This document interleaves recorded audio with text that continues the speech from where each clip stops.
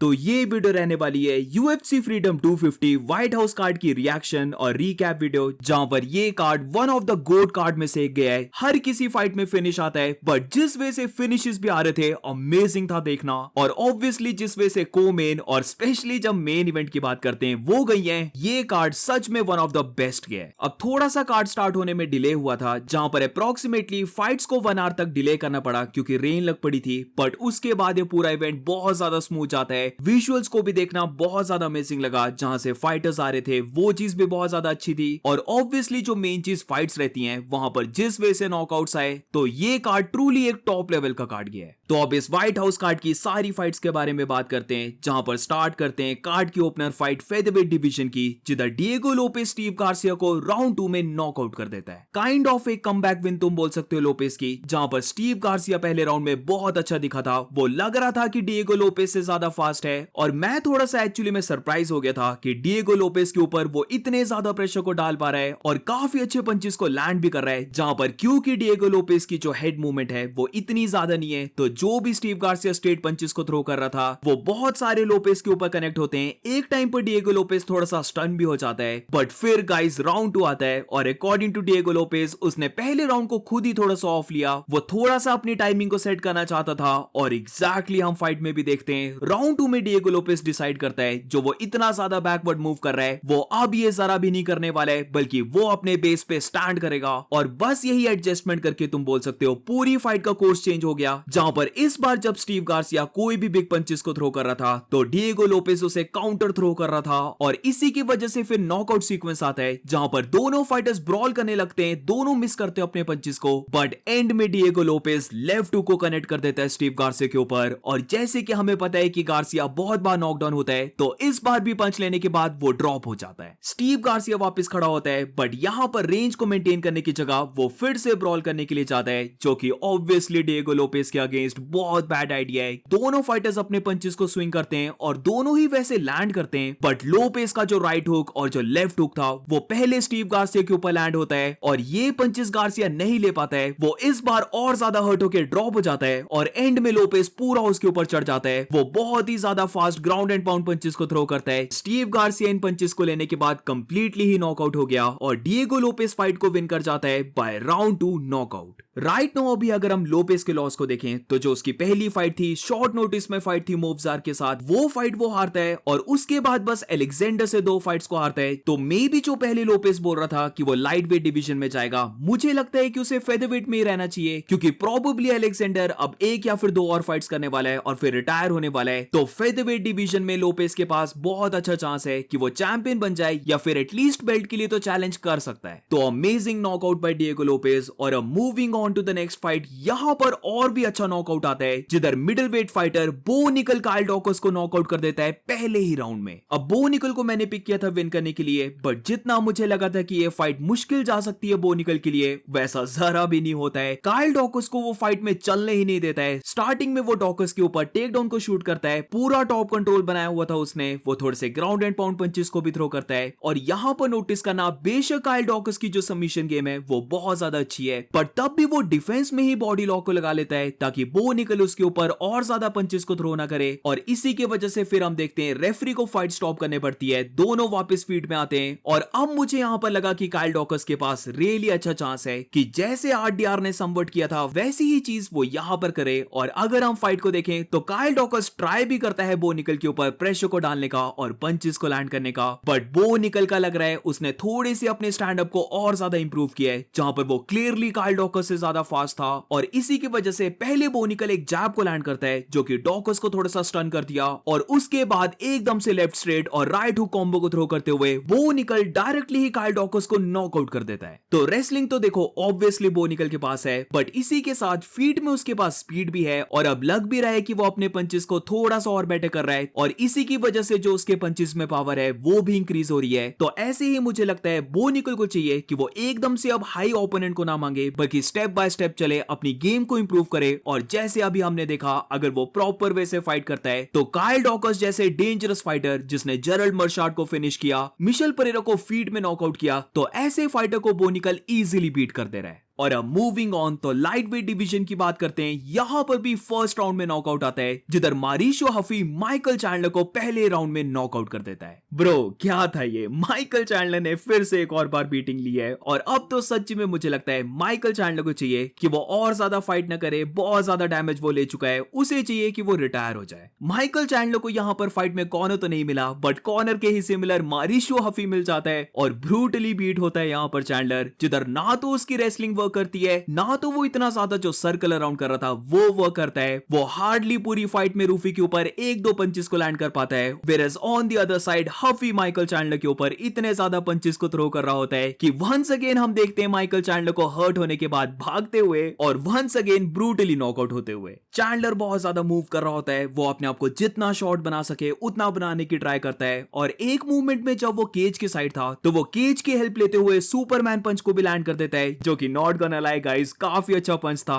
But इसके अलावा Michael Chandler ने कुछ और नहीं किया है। मारिशो हफी पूरा काम रहता है क्योंकि उसे पता था कि उसकी मूवमेंट आने वाली है और एक बार जैसे ही वो फ्लो स्टेट में आ जाता है तब हम देखने लग पड़ते हैं माइकल चैंडलर का डाउनफॉल, जहां पर मूवमेंट को कट करते हुए जैसे ही हफी माइकल चैंडलर को ट्रैप करता है वो एकदम से स्पिनिंग किक को थ्रो कर देता है, जो कि बेशक चैंडलर ने ब्लॉक की बट तब भी इसका इंपैक्ट उसे हर्ट करता है। माइकल चैंडलर एकदम से क्लॉक को देखने लग पड़ता है कि कितना टाइम बचा है, उसे कितने टाइम तक सरवाइव करना है। बट ऑब्वियसली अब हफी को पता लग गया था कि चैंडलर को वो फिनिश कर सकता है, तो हफी यहाँ पर किल के लिए जाता है। माइकल चैंडलर सर्कल अराउंड करते हुए सरवाइव करने की ट्राई करता है। वो एकदम से मारिशो हफी के ऊपर टेक डाउन को भी शूट करता है, जो कि एक्चुअली में बहुत अच्छा फाइट आईक्यू। बट अब मारिशो हफी फाइटिंग नर्ड्स के साथ ट्रेन नहीं करता है बल्कि वो अलेक्जेंडर वोल्कानोव्स्की के साथ ट्रेन करता है, तो ऑब्वियसली उसने अपनी रेसलिंग में बहुत ज्यादा वर्क किया है। यहाँ पर ये शो भी होता है जिधर एकदम से स्प्रॉल करते हुए हफी टेक डाउन को डिफेंड कर लेता है और फिर फीट में जैसे ये फाइट आती है अपर कट को थ्रो करता है हफी, माइकल चैंडलर इससे हर्ट होता है और काइंड ऑफ पीछे स्टंबल डाउन करते हुए गिर जाता है। वहां से माइकल चैंडलर फिर से भागने की ट्राई करता है और एक और बार टेक डाउन को शूट करता है, बट क्योंकि चैंडलर हर्ट था और हफी इनको बहुत अच्छे वे से डिफेंड कर लेता है तो बोल सकते हैं और कुछ भी नहीं था माइकल चैंडलर के पास जिससे कि वो हफी को ट्रबल दे सके। और वहां से फिर हैंड्स डाउन प्रेशर को डालते हुए एक और बार हफी स्पिनिंग किक को थ्रो करता है और इस बार माइकल चैंडलर इसे अच्छे से ब्लॉक नहीं कर पाया, ये पार्शियली लैंड होती है और माइकल चैंडलर बहुत ज्यादा हर्ट हो जाता है, वो ड्रॉप हो जाता है और मारिशो हफी उसके ऊपर दो बहुत बड़े अपर कट्स को थ्रो करता है जिससे कि माइकल चैंडलर कंप्लीटली ही नॉकआउट हो गया। तो मारिशो हफी के लिए बहुत अच्छी विन। थोड़ा सा यहाँ पर माइकल चैंडलर का लग रहा था कि वो ट्रबल दे सकता है हफी को अगर चैंडलर रेसलिंग करता है या फिर कोई बिग पंच को लैंड कर देता है, और ये दोनों चीजें हम वैसे देखते हैं फाइट में, बट मारिशो हफी को कोई भी प्रॉब्लम नहीं आती है और वो माइकल चैंडलर को रिलेटिवली मैं बोलूंगा बहुत इजी वे से बीट कर देता है। माइकल चैंडलर के लिए गाइस थोड़ा सा बुरा भी लगता है, उसने कॉर्नर के साथ फाइट करनी थी, बिग मनी को अर्न करना था, मे बी कॉर्नर की फाइट में एक्चुअली में वो थोड़ी सी टफ फाइट दे पाता, बट अब कॉर्नर तो नहीं बट किलर्स के साथ उसे फाइट करनी पड़ रही है और हर एक फाइट में बहुत ज्यादा माइकल चैंडलर डैमेज लेते हुए फाइट्स को लूज कर रहा है। Anyways moving on to the next fight, तो ये वाली फाइट भी तुम बोल सकते हो क्या ही था। इस फाइट में हैवी वेट डिवीजन की फाइट होती है और यहाँ पर जॉश हॉकेट बहुत ही बुरे तरीके से डेरिक लुइस को नॉकआउट कर देता है। Just like Michael Chandler, Derrick Lewis को भी चाहिए कि भाई वो रिटायर हो जाए। सिर्फ और सिर्फ 3-4 पंचेस और 2 मिनट का कार्डियो है डेरिक लुइस के पास, अगर तो वो वहां पर अपनी फाइट को फिनिश कर देता है वेल एंड गुड, बट अगर ऐसा नहीं होता है जो कि इस फाइट में नहीं होता है तो फिर जो अभी हमने देखा जॉश हॉकेट ने बीटिंग को पुट ऑन किया डेरिक लुइस के ऊपर, वही एग्जैक्टली सेम चीज होती है हर बार। जॉश हॉकेट फिर से फाइट को जीत चुका है गाइस और इस बार भी वो अमेजिंग वे से फाइट को विन करता है। हर एक जगह जॉश हॉकेट डेरिक लुइस को लेके जाता है, वो फीट में फुल ऑन प्रेशर डालकर बीटिंग को पुट ऑन कर रहा होता है डेरिक लुइस के ऊपर और फिर आराम से टेक डाउन करते हुए वो ग्राउंड में भी डेरिक लुइस को इतना ज्यादा बीट करता है और समवट हम देख सकते थे डेरिक लुइस ऑलमोस्ट ओवर हो चुका था।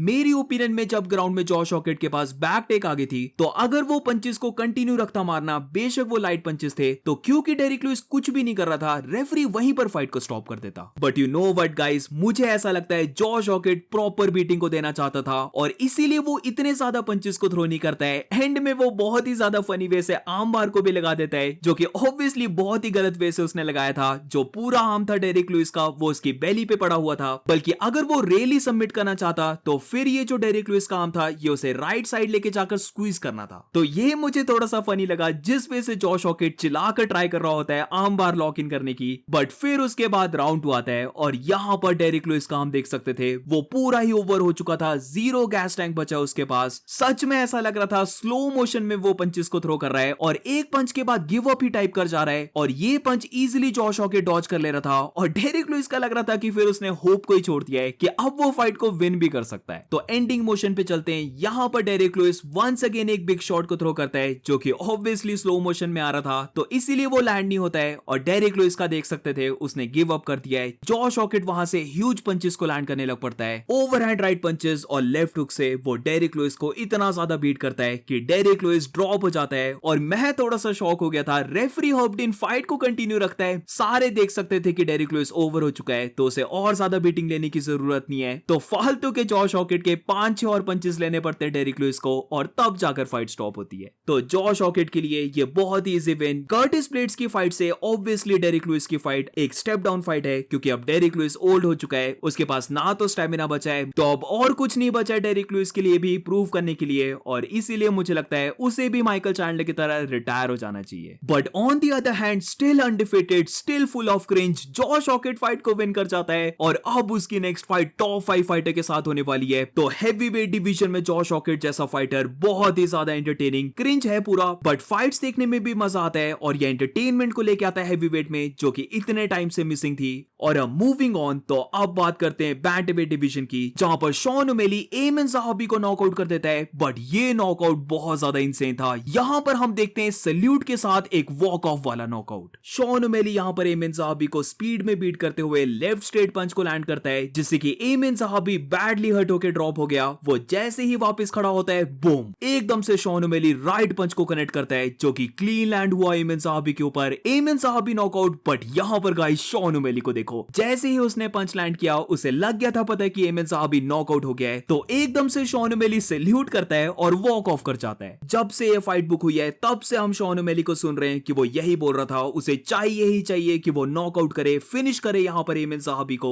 और एग्जैक्टली उसने फाइट में किया है, बट जिस वे से किया है वो और भी ज्यादा इंसेन था। थोड़ी सी अगर फाइट की बात करें तो एमन ज़हाबी को एक्चुअली में सक्सेस मिल रही थी लो लेग किक से, जहां पर inside of the leg kick वो बहुत अच्छे वे से थ्रो कर रहा था। शॉन ओमेली ने चेक नहीं कर पा रहा था इतना, और इसीलिए अगर पहले राउंड में हम नोटिस करें तो एमन ज़हाबी को बहुत ज्यादा सक्सेस मिल रही थी, शॉन ओमेली को पंचेस में मिल रही थी और एमन ज़हाबी लेग किक्स बहुत अच्छी मार रहा था, और इसीलिए हम देखने भी लग पड़े थे कि शॉन ओमेली अपने स्टांस को स्विच कर रहा है और एमन ज़हाबी फिर इसे काउंटर करते हुए आउटसाइड ऑफ लेग किक भी थ्रो कर रहा है। बट यहां पर गाइस मुझे लगता है एमन ज़हाबी से बहुत बड़ी गलती होगी, उसका पूरा फोकस बस लेग किक्स पे ही चले गया, क्योंकि जैसे कि हम जानते हैं पहले भी शॉन ओमेली को लेग में प्रॉब्लम आ चुकी है। वो चीटो वेरा से जो पहली फाइट को हारा था वहां पर उसकी लेग गिव अप कर गई थी, तो समवट यहां पर एमन ज़हाबी वही ट्राई कर रहा था करने की, बट फिर भी ओमैली बहुत ज्यादा शार्प रहता है फीट में और बार बार फेंट करते हुए वो बाइट करवा रहा था एमन ज़हाबी को, बीच बीच में गुड पंचेस भी लैंड कर रहा था। राउंड 2 के फर्स्ट ही मिनट जैसे ही एमन ज़हाबी ट्राई करता है ओपन अप होने की और पंच को लैंड करने की, ओमैली उसके लिए बहुत ज्यादा फास्ट था और इसीलिए वो पंच में बीट कर देता है एमन ज़हाबी को, वो ड्रॉप कर देता है लेफ्ट स्ट्रेट पंच से और उसके बाद ह्यूज राइट पंच से एमन ज़हाबी को नॉकआउट करते हुए शॉन ओमेली सैल्यूट देता है और वॉक ऑफ कर जाता है। आई थिंक सो गाइस ये नॉकआउट इतना बड़ा है कि ऑलमोस्ट गारंटी मानो शॉन ओमेली अब जब भी नेक्स्ट फाइट करेगा तो वो बैंटवेट बेल्ट के लिए ही करने वाला है। अब देखना ये इंटरेस्टिंग होगा कि बैंटवेट चैंपियन पीटर यान और मिराब में ट्रिलॉजी फाइट कौन विन करता है, और उसी से मुझे लगता है अगर पीटर यान विन किया तो गारंटी मान के चलो शॉन ओमेली को ही टाइटल शॉट मिलने वाला है। और अब मूविंग ऑन तो को मेन इवेंट फाइट में चलते हैं। भाई ये पूरे कार्ड की मेरे लिए सबसे हार्ट ब्रेकिंग फाइट थी, हद से ज्यादा इन्वेस्टेड था मैं इस फाइट में, और यहां पर सिरिल गान जिसका डर था वही कर देता है, वो एलेक्स परेरा को राउंड 2 में नॉकआउट कर देता है। सिरिल गान की जो स्पीड थी वो बिल्कुल ही इंसेन थी, एलेक्स परेरा सिरिल गान की स्पीड को जरा भी मैच नहीं कर पाया, सिर्फ और सिर्फ एलेक्स परेरा की लेग किक्स लैंड हो रही थी। बट उधर भी अगर हम देखते हैं तो सिरिल गान जो लेग किक्स को थ्रो कर रहा था वो और भी बेटर थी एलेक्स परेरा से। अब मे भी तुम ये बोल सकते हो सिरिल गान इफेक्ट है, जहां पर सिरिल गान हर किसी ओपोनेंट के अगेंस्ट फास्ट ही दिखता है, तो इसीलिए तुम बोल सकते हो कि एलेक्स परेरा ज्यादा स्लो दिखा। बट तब भी मुझे लगता है ये जो वेट को पुट ऑन किया परेरा ने,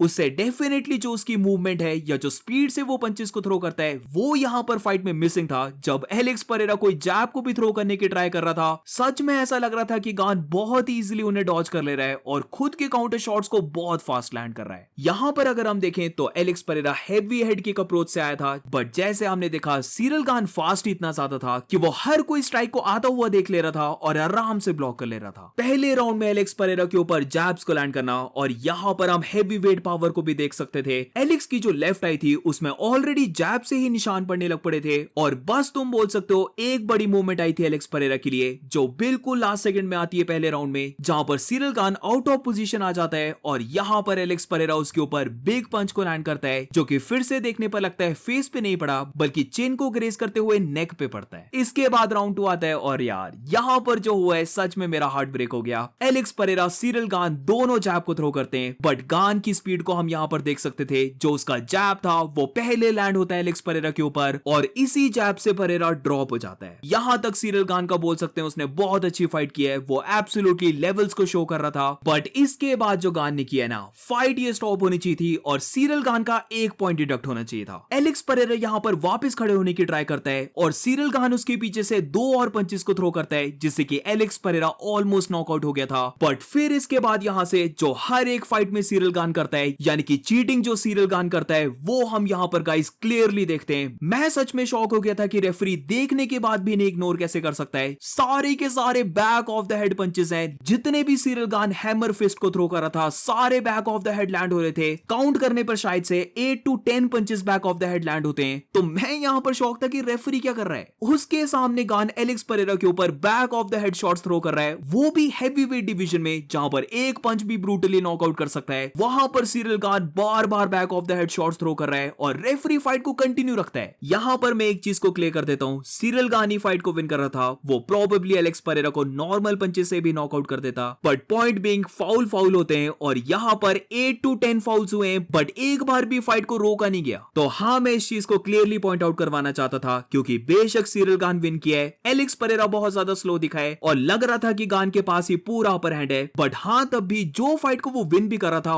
वहां पर भी सिरिल गान फाउल करता है। तो इतने ज्यादा फाउल्स होने के बाद भी एलेक्स परेरा जैसे तैसे वापस खड़ा होता है, वो लेग को ग्रैब कर रहा होता है, क्लिंच कर रहा होता है ताकि वो रिकवर हो जाए थोड़ा सा, और फिर उसके बाद एक और ऐसी मूवमेंट आती है जहां पर सिरिल गान और एलेक्स परेरा दोनों पंचेस को स्विंग करते हैं, और यहां पर फ्यू सेंटीमीटर से एलेक्स परेरा मिस कर देता अपने लेफ्ट हुक को। इतना ज्यादा हर्ट होने के बाद भी एलेक्स परेरा थोड़ा सा फ्लो स्टेट में आने की ट्राई करता है। इसी जो उसने लेफ्ट हुक को मिस किया, इसके बाद सिरिल गान जब उसके ऊपर जैब को थ्रो करता है तो एकदम से पैरी करते हुए इस बार एलेक्स परेरा राइट हुक को थ्रो करता है, जो वंस अगेन पार्शियली ही लैंड होता है, और यहां से फिर सिरिल गान पूरा ही चढ़ जाता है एलेक्स परेरा के ऊपर। वो बैकवर्ड पुश करता है एलेक्स परेरा को केज के साइड, और वहां से एक बहुत बड़ी एल्बो को थ्रो करता है परेरा के ऊपर। एलेक्स परेरा की दोनों लेग्स गिव अप करने लग पड़ी थी, और सिरिल गान यहां पर फिर खुद के हुक्स को थ्रो करने लग पड़ता है। वो 3-4 पंच कॉम्बोज विद अपर कट को थ्रो करता है, और उसके बाद फिर नॉकआउट वाली मूवमेंट आती है। एलेक्स परेरा बहुत ही ज्यादा हर्ट था, बस तुम बोल सकते हो नाम का उसका गार्ड ऊपर था, बट वो इतना ज्यादा हर्ट था कि वो फीट में ही नॉकआउट होने वाला था। जहां पर सिरिल गान फिर से एडवांस करता है हुक्स के साथ, और राइट पंच के बाद वो क्लीन लेफ्ट हुक को लैंड करता है परेरा के ऊपर। परेरा बहुत ज्यादा हर्ट हो जाता है, अगर केज नहीं होता तो वो ड्रॉप भी हो जाता, और यही देखते हुए कि एलेक्स परेरा ने बहुत ही ज्यादा बीटिंग ले ली है, वो ब्लडी भी होने लग पड़ा है, तो रेफरी फाइट को स्टॉप कर देता है। मेरी ओपिनियन में काफी अच्छा स्टॉपेज, एलेक्स परेरा डन था। फीट में ही एलेक्स परेरा ऑलमोस्ट ओवर हो चुका था, और अगर ये फाइट थोड़े और सेकंड चलती तो एलेक्स परेरा फालतू की और ज्यादा बीटिंग लेता, और मे बी फिर हम एलेक्स परेरा को फ्लैट लाइन ही नॉकआउट देखते। तो फाइट को स्टॉप करने का बिल्कुल सही डिसीजन। सिरिल गान एक और बार बन चुका है हैवीवेट का इंटरम चैंपियन, और इस बार बहुत ही अच्छे वे से वो एलेक्स परेरा को बीट कर देता है, जो कि नॉट गोना लाई मुझे बहुत ज्यादा हर्ट हुआ कि परेरा इस वे से बीट हुआ है। आई न्यू इट कि ये फाइट बहुत ज्यादा क्लोज है, बट इस वे से ये फाइट जाएगी जहां पर सिरिल गान के पास पूरा ही कंट्रोल होगा, वो इतना ज्यादा स्पीड रहेगा परेरा से, तो ये थोड़ा सा मेरे लिए अनएक्सपेक्टेड था। और एलेक्स परेरा सच में थोड़ा सा स्लो दिखा है, तो बहुत ही ज्यादा यहाँ पर परेरा बीटिंग लेता है। ऑब्वियसली उसके ऊपर चीटिंग भी होती है, 8 to 10 punches back of the head पड़ते हैं उसे, बट एंड में गाइस मुझे नहीं लगता कि इसका डिफरेंस पड़ता। उसके बाद भी अगर फाइट रिज्यूम होती, मुझे तब भी लगता है कि गान नॉकआउट कर देता है एलेक्स परेरा को। तो इसीलिए ओवरऑल बहुत बड़ी विन बाय सिरिल गान, और अब उसका रीमैच होगा हैवीवेट चैंपियन टॉम एस्पिनल के साथ। पहले कोई भी गान को चांस नहीं दे रहा था एस्पिनल की फाइट में, फिर दोनों की फाइट होती है, वहां पर गान ने शॉक किया सबको, और अब जिस वे से गान ने परेरा को फिनिश किया है, मे बी ये जो रीमैच होगा टॉम एस्पिनल के साथ, वहां पर गान फाइट को विन करने के लिए फेवरेट भी हो सकता है। तो एलेक्स परेरा पूरी ट्राई करता है हिस्ट्री क्रिएट करने की, वो ट्रिपल चैंपियन बनने की ट्राई करता है। जो कि वो नहीं कर पाता है। और अब ये भी देखना होगा कि एलेक्स परेरा क्या करता है, क्या वो हैवी वेट में ही रहता है या फिर वापस जाता है लाइट हैवी वेट में। और अब मूव करते हैं इस व्हाइट हाउस की मेन इवेंट फाइट में, जहां पर ये चीज मैंने नहीं सोची थी कि होने वाली है। जस्टिन गेची इलिया टोपुरियो को बीट कर देता है, बट जिस वे से उसने बीट किया है ना, कभी नहीं सोचा था कि मैंने जस्टिन ब्रूटली बीट डाउन करने वाले इलिया को। इतना ज्यादा इलिया टोपुरियो हर्ट होने वाला है कि उसकी दोनों आई स्वेल करने वाली है, नोज पूरा बस्ट अप होने वाला है और पूरा फेस ब्लडी हो जाएगा। तो जस्टिन गेची बहुत बड़ा अंडरडॉग होने के बाद भी एक इनसेन विन को ले जाता है, इलिया टोपुरियो को फिनिश कर देता है राउंड 4 के एंड में। एक टाइम पर मैं झूठ नहीं बोल रहा हूं, मुझे सच में थोड़ा सा बुरा लगने लग पड़ा था, क्योंकि मुझे फ्लैशबैक आ रहे थे टोनी फर्ग्यूसन की फाइट के, जहां पर जस्टिन जब टोनी के ऊपर भी पंचेस को मार रहा था तो बहुत ही ज्यादा इंपैक्ट से लैंड हो रहे थे। और यहां पर भी जो गेची ने इलिया के ऊपर राउंड 3 में पंचेस को मारा है, उससे मुझे तो नाइटमेयर्स आ रहे थे टोनी फर्ग्यूसन की फाइट के। इलिया पूरी ट्राई कर रहा है कि वो जस्टिन को फिनिश करे, बट फिनिश का छोड़ो, जस्टिन के एक बार फेस को देखो। इलिया टोपुरियो 3-4 पंच कॉम्बो, ओवरहैंड राइट पंच, लेफ्ट हुक फेस पर। फाइट देखकर लग रहा था अब जस्टिन डाउन जाने वाला है, अब तो जस्टिन आउट हो जाएगा, बट जस्टिन के फेस पर स्क्रैच तक भी नहीं है। लिटरली जो ब्लीडिंग है वो उसके नोज की ब्लीडिंग चल रही है, बट ना तो उसे इलिया टोपुरियो के इतने हैवी शॉट से कट लगता है, ना तो वो इतना ज्यादा हर्ट भी होता है। जो इलिया जस्टिन को ड्रॉप करता है वो भी बॉडी शॉट से ड्रॉप आता है। तो क्या अब हम ये मान सकते हैं कि ओल्ड एज में जस्टिन गेची ने आयरन चिन को डेवलप कर लिया है, जहां पर पैडी के पंचेस से भी उसे कुछ नहीं हुआ। बट चलो पैडी का तो मान सकते हैं कि वो इतना टेक्निकल नहीं है, वो एक पंच को ही थ्रो कर रहा है एट अ टाइम। बट यहां पर तो इलिया टोपुरियो प्रॉपर पंच कॉम्बोस को थ्रो कर रहा था, लैंड कर रहा था पंचेस, बट तब भी जस्टिन को कुछ नहीं होता है। वैसे तो मैं दोनों के लिए शौक हूं कि दोनों ने ही कैसे पंचेस ले लिए, क्योंकि इलिया भी प्रॉपर पंचेस को लेता है जस्टिन गेची के। बट क्योंकि हमने गेची को ड्रॉप होते हुए देखा है, बहुत बार हर्ट होते हुए देखा है, बट यहां पर ना तो वो इतना ज्यादा हर्ट होता है, प्लस इसके ऊपर से पता नहीं कैसे उसके फेस में निशान तक नहीं है पंचेस के। तो मैं सच में जब फाइट को देख रहा था, मैं शॉक था कि ऐसा क्यों नहीं हो रहा है। इसका कंप्लीट ऑपोजिट इलिया टोपुरियो के फेस को देखो। जब जब जस्टिन गेची ने उसके ऊपर पंच को लैंड किया है, हर बार इलिया टोपुरियो के फेस पे मार्क्स आ रहे थे। जस्टिन गेची जैब से इलिया टोपुरियो के ऊपर कट को लगा देता है, और फिर क्लिंच में जिस वे से वो अपर कट्स को थ्रो कर रहा था, वो टेक डाउन्स के लिए फेक कर रहा था, और अचानक से अपर कट जो थ्रो कर रहा था उससे इलिया टोपुरियो और ज्यादा हर्ट हो रहा था। और फिर इसी के साथ जब जब इलिया टोपुरियो पंच कॉम्बोस के लिए जा रहा था, तो जस्टिन जो अपने खुद के भी पंचेस को लैंड कर रहा था, वो बहुत ज्यादा हर्ट कर रहे थे इलिया को। आई थिंक सो गाइस, इलिया का यहाँ पर गेम प्लान इतना ज्यादा इंटेलिजेंट नहीं था, जहां पर आई नो कि उसकी ये गेम है कि वो प्रेशर को डालेगा और ओपोनेंट को नॉकआउट करने का देखेगा। उसने ओलिवेरा को भी ऐसे किया, I get it guys, but यहां पर तुम डिफरेंस को देखो। इलिया टोपुरियो जरा भी रिस्पेक्ट नहीं दे रहा था जस्टिन गेची के पावर को, जहां पर वो पंचेस को ले जा रहा है, बट उसके दिमाग में बस यही चल रहा है कि उसे बस जस्टिन के ऊपर कनेक्ट करना है और जस्टिन को वो नॉकआउट कर ही देगा। बट ये चीज आती ही नहीं है, और इसीलिए फिर जो जस्टिन इतने ज्यादा पंचेस को लैंड कर रहा था, वो सारे बिल्डअप होने लग पड़ते हैं। पैडी पिम्बलेट ने भी ये किया, जीरो रिस्पेक्ट दी जस्टिन को। यहां पर इलिया भी ये करता है, और दोनों ने ही बहुत ही बुरे तरीके से पे किया इसके लिए। इलिया का थोड़ा सा बोल सकते हैं, उसने राउंड 2 में जो ट्राई किया वो बहुत ज्यादा अच्छा था, जहां पर हेड शॉट्स के बाद वो बॉडी शॉट्स पे जाने लग पड़ा, और ये चीज इफेक्टिव भी बहुत ज्यादा थी। जस्टिन गेची ड्रॉप हो जाता है, बट वंस अगेन यहां पर इलिया बहुत ज्यादा एनर्जी को यूज करता है। वो ऑलरेडी फीड में जो इतने ज्यादा पंच कॉम्बोस को थ्रो कर रहा था, और हर एक पंच नॉकआउट वाले पंचेस थे, तो बहुत ज्यादा एनर्जी उसने ऑलरेडी यूज कर दी थी। तो ग्राउंड में उसे चाहिए था कि वो आराम से कंट्रोल को बनाए, प्रॉपर पोजीशन को ले, और फिर जाकर सबमिशंस को लगाने की ट्राई करे। बट इलिया यहां पर ट्राई कर रहा होता है आर्म बार लगाने की, फिर जब उसे नहीं मिलता है तो वो ट्रांजिशन करके ट्रायंगल चोक लगाने की ट्राई करता है, वो भी उसे नहीं मिलता है तो वो फिर से आर्म बार लगाने की ट्राई करता है, और इन्हीं सब की वजह से वो राउंड 2 के एंड में टायर्ड हो गया। ऐसी सिचुएशंस में उसे ऑब्वियसली जस्टिन जैसा एक्सपीरियंस नहीं है, जहां पर जस्टिन की तो ऑलमोस्ट हर एक फाइट ही ब्रॉल में जाती है, तो उसे बहुत ज्यादा एक्सपीरियंस है अपनी एनर्जी को कंजर्व कैसे रखना है, कब उसे बिग पंचेस थ्रो करने, कब उसे काउंटर करने। और ये वाली चीज का क्लियर डिफरेंस हम देख सकते थे, जहां पर पहले 2 राउंड्स में वो खुद इतना अटैक करने के लिए नहीं चाहता है, बल्कि काउंटर गेम पे खेल रहा था। बट एक बार जैसे ही राउंड 2 के एंड में वो देखता है इलिया टोपुरियो अब टायर्ड हो चुका है, उसने अपने बेस्ट पंचेस को थ्रो कर दिया, बट तब भी वो उसे नॉकआउट नहीं कर पाया। तो फिर थर्ड राउंड में हम देखने लग पड़ते हैं जस्टिन गेची प्रेशर को डाल रहा होता है, वो जैब्स को पॉप कर रहा है, ये जैब्स लैंड हो रहे हैं। इलिया टोपुरियो क्योंकि थका रखा हुआ है तो वो कुछ भी थ्रो नहीं कर रहा है, वो बस मूव कर रहा है और वहीं पर अचानक से जस्टिन गेची 2 पंच कॉम्बो को थ्रो करता है जिसमें राइट पंच ने ऑलमोस्ट इलिया टोपुरे को फीट में ही नॉकआउट कर दिया था। इलिया जस्टिन को ग्रैब करने की ट्राई करता है, वो थोड़े से सर्वाइवल मोड में आ गया था बट फिर इलिया ठीक हो जाता है, वो खुद के भी पंचेस को लैंड कर रहा होता है बट लास्ट मिनट में जस्टिन गेची एक और बार राइट पंच को कनेक्ट करता है जो फिर से इलिया टोपुरे को हिला देता है और उसके बाद लास्ट के सेकंड्स में जो फ्लाइंग नी और हेड किक थ्रो की है जस्टिन गेची ने वो बेशक पार्शियली लैंड होती हैं बट तब भी इलिया टोपुरिया पूरा हिल चुका था। अब राउंड 3 के एंड में एक बहुत अच्छी चीज होती है इलिया के फेवर में, जहां पर वैसे तो मुझे लगता है अगर ये नॉर्मल इवेंट होता तो फाइट को यहीं पर बंद कर देना था और जस्टिन गेची विन कर जाता यहीं पर, बट क्योंकि ये व्हाइट हाउस का कार्ड है और ये बहुत बड़ा इवेंट है तो कोई भी नहीं चाहता कि डॉक्टर स्टॉपेज हो, इसलिए वैसे तो पहले डॉक्टर इलिया को बोलता है कि वो कंटिन्यू नहीं कर पाएगा बट जब इलिया थोड़ा सा प्रोटेस्ट करने लग पड़ता है, वो जो सेकंड डॉक्टर है उससे बात करता है तो फिर हम देख सकते थे मेन डॉक्टर के ऊपर प्रेशर को डाला जाता है कि वो फाइट को चलने दे और थोड़े टाइम के बाद वो इलिया को फाइट करने के लिए अलाउ कर देता है। इससे ये होता है कि इलिया को टाइम मिल जाता है रिकवर करने का और इसीलिए फोर्थ राउंड में वो ज्यादा बेटर कर रहा होता है as compare to third round. दोनों ही फाइटर्स यहां पर लैंड कर रहे होते हैं और जो वैसे इलिया ने बोला था कि वो फाइट में एक भी टेक डाउन को शूट नहीं करने वाला है क्योंकि इलिया टोपुरिया हर्ट था, यहां पर इलिया टोपुरिया 2 टेक डाउन को शूट करता है, एक उसे मिल जाता है बट जो सेकंड टेक डाउन था वो जस्टिन गेची डिफेंड कर लेता है, इजीली डिफेंड कर लेता है मैं तो बोलूंगा और वहां से लास्ट के 10 सेकंड्स में जस्टिन गेची एक बहुत बड़ी नी को थ्रो करता है इलिया टोपुरिया के ऊपर और ये नी तुम बोल सकते हो रिब केज के एंड पार्ट पे लैंड होती है।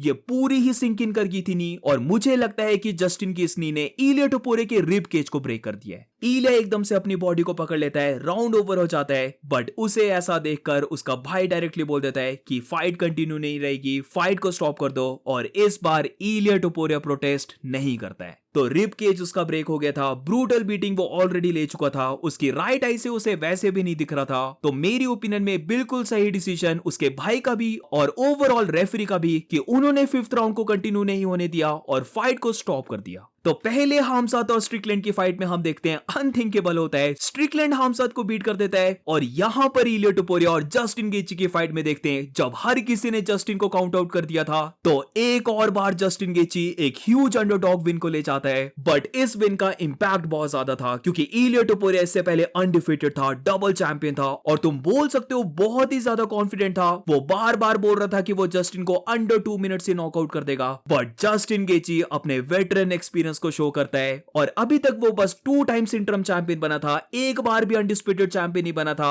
बट इलिया टोपुरिया को बीट करके जो वो लेगेसी को चेस कर रहा था वो एक प्रॉपर अनडिस्प्यूटेड चैंपियन अब बन चुका है। तो काफी बड़ी विन है ये गाइस। और इलिया टोपुरिया की बात करें तो सबसे पहले तो उसे रिकवर होने में मान लो 1 साल लगने वाला है, वो अपना रिटर्न भी करेगा तो 2027 के मिड के बाद ही जहां तक मुझे लगता है तभी करेगा अपना रिटर्न और तब भी वो कैसा होता है, क्या उसने जो इस बार इतने पंचेस ले लिए वो फिर से इतने पंचेस ले पाएगा, उसकी चिन कैसे रिएक्ट करती है, ये सब कुछ देखना बहुत ज्यादा इंपॉर्टेंट होगा। एंड दैट्स इट गाइस, ये थी पूरी रिकैप वीडियो। अब ओवरऑल ये कार्ड मुझे बहुत ज्यादा इंसेन लगा है, मैं ऑलरेडी बोल चुका हूं ये जितने भी अभी तक गोट वाले कार्ड्स हुए हैं उनमें से डेफिनेटली एक बन चुका है जहां पर 7 फाइट्स का ये शॉर्ट कार्ड था बट हर एक फाइट में फिनिश आता है और बहुत ही इंसेन वे से ये फिनिशेस आए। तो do let me know in the comments तुम्हें ये ओवरऑल कार्ड कैसा लगा, कौन सी फाइट ने तुम्हें सबसे ज्यादा इंप्रेस किया। और इसी के साथ अगर तुम्हें वीडियो अच्छी लगी हो तो please make sure to like subscribe. मिलते हैं नेक्स्ट वीडियो में।